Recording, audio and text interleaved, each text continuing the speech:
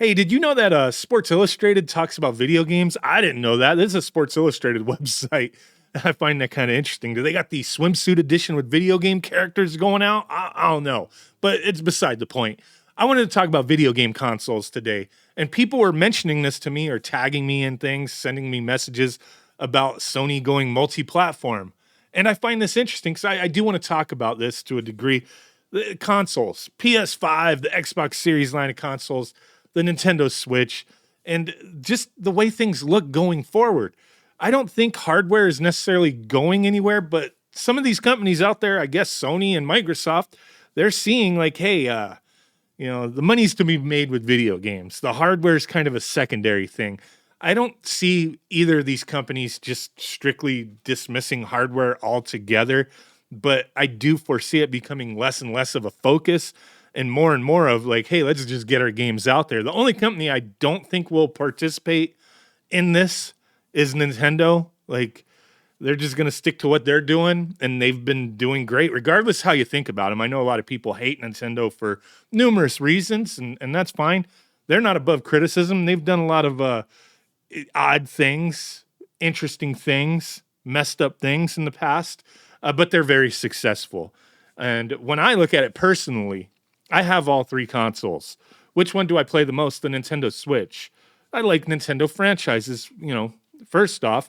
But secondly, looking at the PS5 and the Xbox, I do play my PS5 quite a bit. I did play Final Fantasy 16 on it, Baldur's Gate 3.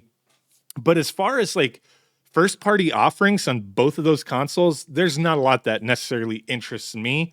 A lot of times it's third party stuff, that gets put on those systems that I get interested in. But I just kind of, it doesn't feel the same anymore with the releases from Xbox and PlayStation. Xbox, honestly, I think the most exciting time for me with Xbox was the 360. Like, I freaking loved the Xbox 360. There's so many great damn games for that console. And with the PlayStation, it was kind of like, I don't know, after PS2, like I did like the PS3, but it just became more and more where they're like the focus wasn't as like the games that they were putting out didn't intrigue me as much anymore. Like, why don't we have like new Twisted Metal games? Why don't we have like Resistance Fall of Man, Killzone, stuff like that? I'm sure there's other games that are similar, but I don't know. It just, to me, it doesn't feel the same. I still game on all these consoles, but I'm finding it more and more difficult to care about what they're putting out there because it just doesn't appeal to me. It may appeal to you, may appeal to plenty of other people, but everybody's going to be different. You know what I'm saying? But this article, Sony's looking at multi-platform pivot to increase profits. It just goes to show like these companies are seeing like, yeah, we can make money off of video games, but the hardware, it's a little tougher thing unless you're Nintendo, I guess. But they're saying at the same time, profit margins for big budget games are getting slimmer due to their massive development costs and required time. President of Sony, Hiroki Totoki, who also serves as CFO and COO of the corporation, stated that he wants to push for first-party multi-platform releases to improve those margins, a viewpoint that was possibly helped by the enormous success of Helldivers 2 at the moment. Now, when you hear multi-platform, I really don't think Sony is like, unless there's something in the Q&A and all that stuff that I hadn't seen, or maybe I'm misreading, but I don't think they are talking like, yeah, we're going to put our games on Xbox, or we're going to put our games on the Switch. I just think it's like same day releases, which, they haven't been doing much of, but eventually they put their, like a lot of their games that they own onto PC. But I think more so what this is like PS5, PC, same day type of thing. I mean, yet to be seen exactly what the plans are with any of these companies. Xbox, the same thing. Like, what are they exactly talking about, or what are the rumors out there? I mean, because Xbox, there's been some things going on with them, and there's been a lot of rumors about them going multi-platform or ditching hardware altogether. I don't think they'll ditch hardware, but I do think the approach of multi-platform makes sense for any company as far as making money goes, but I mean, Xbox, they already released their games on PC. They've already done that. So what is Xbox going to do? Release their games on PlayStation?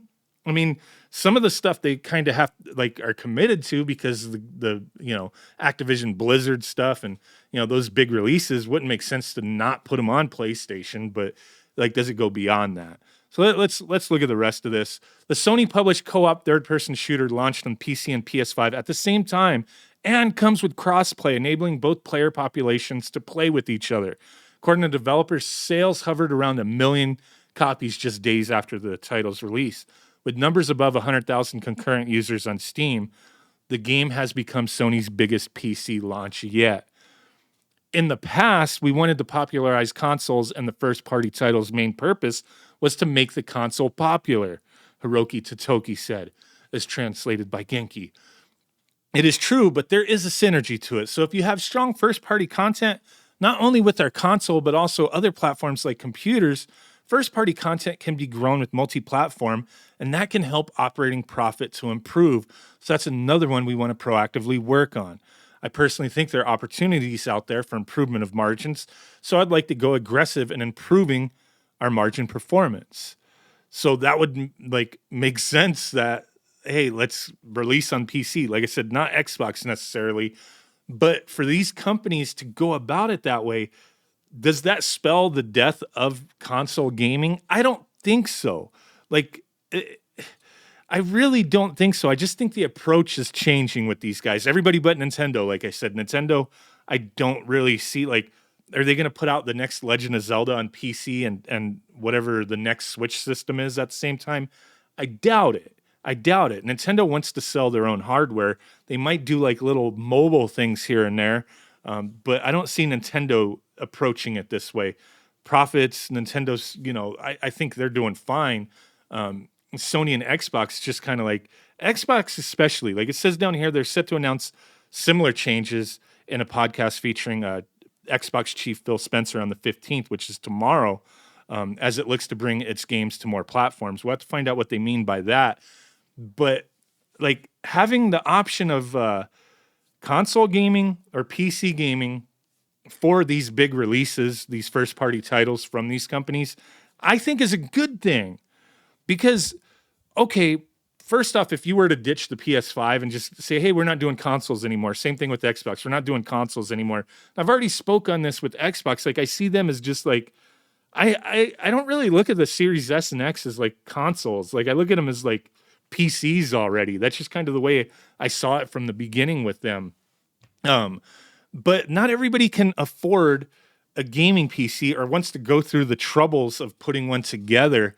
And while these consoles that are out there, they can be pricey, they could still be a cheaper option than getting a PC that runs the game in a similar fashion. You know what I mean? So it's good to have that option. Hey, please the PC gamers who aren't going to buy your system anyway because they know the game is eventually going to come out on PC if they want to play it, but give them the opportunity to not move on and forget about your game. Because I think that's what happens too, is a big release comes out on console and then 6 months to a year later it comes out on PC. A lot of people may have moved on by then and they don't care anymore. So releasing, day one on both PC and PS5, I think it's a good thing and gamers win all around, but there's still going to be those people who would get upset by that. Hey, I bought a PS5, I bought an Xbox Series X, and it's special because this game is only available here and nowhere else. And that feeling that, well, it's available somewhere else kind of, for some people sucks. Me, I don't really care, to be honest with you, but there's going to be people out there, no matter how the industry changes with these businesses, with these companies, they're going to be pissed. And it's hey, options aren't a bad thing, but I get it. Let me know what you guys think. I do appreciate y'all. Just wanted to talk about this a bit. Bye.